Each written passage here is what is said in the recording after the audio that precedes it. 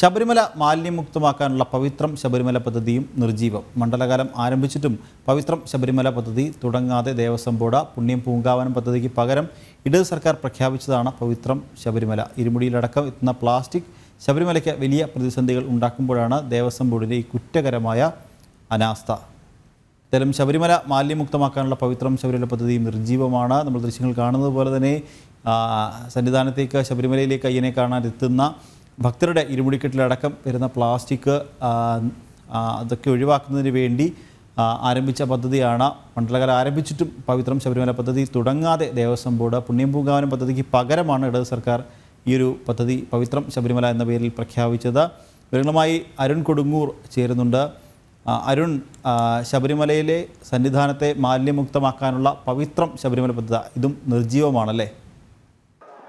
പവിത്രം ശബരിമല മാത്രമല്ല, പുണ്യം പൂങ്കാവനം പദ്ധതിയും ഇവിടെ നിർജീവമായി തന്നെയാണ്. ഏറ്റവും വലിയ ഉദ്ദേശ ലക്ഷ്യങ്ങളോടെ, ഏറ്റവും പരമമായ ഒരു ഉദ്ദേശ ലക്ഷ്യങ്ങളോടെ ആരംഭിച്ച പദ്ധതികളാണ് ഇരു പദ്ധതികളും. ശബരിമലയെ മാലിന്യമുക്തമാക്കുക എന്നുള്ള ഒരു വലിയ ലക്ഷ്യത്തോടെ ആരംഭിച്ച പദ്ധതിയാണ് ഇത്. ആ ഒരു പദ്ധതിക്ക് നിർജീവ അവസ്ഥയിലേക്ക് എത്തിയിരിക്കുന്നു. അത് വലിയ രീതിയിലുള്ള ബുദ്ധിമുട്ട് ശബരിമല തീർത്ഥാടകർക്ക് ഉണ്ടാക്കുമെന്നുള്ള കാര്യത്തിൽ യാതൊരു തരത്തിലുള്ള സംശയവുമില്ല. അതോടൊപ്പം തന്നെ കാനന ക്ഷേത്രമായ ശബരിമലയ്ക്ക് അത് വലിയ ബുദ്ധിമുട്ടുണ്ടാകും എന്നുള്ളൊരു കാര്യത്തിൽ യാതൊരു തരത്തിലുള്ള സംശയവുമില്ല. എന്തായാലും ഈ നടപ്പന്തലിലെ സമീപവും അതോടൊപ്പം തന്നെ 18-ാം പടിക്ക് താഴെ ഇങ്ങനെ വലിയ രീതിയിലുള്ള ഒരു ഭക്തജന തിരക്കുണ്ടാകുന്ന ഒരു സമയമാണ്. ഇവിടെയാണ് ഈ പ്ലാസ്റ്റിക് ഉൾപ്പെടെയുള്ള മാലിന്യങ്ങൾ ഭക്തർ ഉപേക്ഷിച്ച് പോകുന്നത്. ഇത് കൃത്യമായി സംസ്കരിക്കുന്നതിനും അതോടൊപ്പം തന്നെ ഇത് ഇവിടെ നിന്ന് മാറ്റുന്നതിനുള്ള നടപടികളുടെ ഭാഗമായി തന്നെയായിരുന്നു ഈ രണ്ട് പദ്ധതിയിലൂടെ വിഭാവനം ചെയ്തത്. ഈ മാലിന്യങ്ങൾ മാറ്റുന്നതിനപ്പുറത്തേക്ക് ഈ പ്ലാസ്റ്റിക് ഉൾപ്പെടെയുള്ളവ മല കയറി എത്താതിരിക്കാനുള്ള ഒരു നടപടിക്രമങ്ങൾ അതുതന്നെയാണ് ഏറ്റവും പ്രധാനമായി വ്യാപകമായുള്ള പ്രചരണങ്ങൾ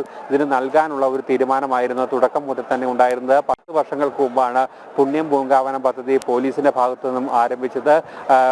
ടി വിജയനായിരുന്നു ഈ ഒരു പദ്ധതിയുടെ കൃത്യമായി മുന്നോട്ട് കൊണ്ടുപോയിരുന്നത്. പക്ഷേ പോലീസ് തലപ്പത്തെ ചേരിപ്പോരും അതോടൊപ്പം തന്നെ CPM-ന്റെ അതൃപ്തിയും ഒക്കെ തന്നെയാണ് ഈ പദ്ധതി അട്ടിമറിക്കാൻ ഈ പദ്ധതി പരാജയപ്പെടുത്താനുള്ള ഒരു പ്രധാന കാരണം. എന്തായാലും ആ പദ്ധതി പൂർണ്ണമായും ശബരിമലയിൽ നിന്നും ഒഴിവായിരിക്കുകയാണ്. ഈ ഒരു സാഹചര്യത്തിലാണ് ദേവസ്വം ബോർഡ് മറ്റൊരു പദ്ധതിയുമായി എത്തിയിരുന്നത്. അതിലേറ്റവും പ്രധാനം പറഞ്ഞിരുന്നത് പവിത്രം ശബരിമല എന്ന് പേരിട്ടുകൊണ്ട് മാലിന്യ നിർമ്മാർജ്ജനമായിരുന്നു ഏറ്റവും പ്രധാനപ്പെട്ട ഒരു അജണ്ടയായി അവർ മുന്നോട്ട് വെച്ചിരുന്നത്. ആദ്യ 2 വർഷങ്ങളിൽ കൃത്യമായി മുന്നോട്ട് പോയിരുന്നു എങ്കിൽ പോലും ഇത്തവണ ഈ മണ്ഡല മകരവിളക്ക് തീർത്ഥാടന കാലം ആരംഭിച്ച 2ാമത്തെ ദിവസം എത്തിയിട്ട് പോലും ഈ പദ്ധതി ഇതുവരെയും തുടങ്ങാൻ കഴിഞ്ഞിട്ടില്ല എന്നതാണ് ഏറ്റവും പ്രധാനപ്പെട്ട കാര്യം. ഇപ്പോൾ തുടങ്ങിയില്ല എങ്കിൽ അത് വരും ദിവസങ്ങളിൽ തീർത്ഥാടകരുടെ ഒരു തിരക്ക് വർദ്ധിക്കുന്നതിനനുസരിച്ച് അതൊരു വലിയ രീതിയിലുള്ള ബുദ്ധിമുട്ട് ഉണ്ടാക്കും. മാലിന്യ സംസ്കരണത്തിലടക്കം അത് വലിയ പ്രശ്നങ്ങൾ ഉണ്ടാക്കും എന്നുള്ള കാര്യത്തിൽ യാതൊരു തരത്തിലുള്ള സംശയവുമില്ല എന്നതാണ് ഏറ്റവും പ്രധാനപ്പെട്ട കാര്യം. ഏതായാലും സന്നിധാനത്തിന്റെ വിവിധ ഇടങ്ങളിൽ